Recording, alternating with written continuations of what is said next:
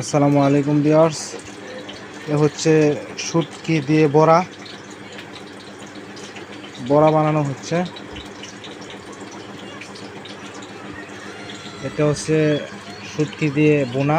এই বোনা কচু পাতা দিয়ে মোড়ানো। এটা হলো বড়া, এটা আবার ভাজা হবে। ওইটা এই যে ভাজা হচ্ছে।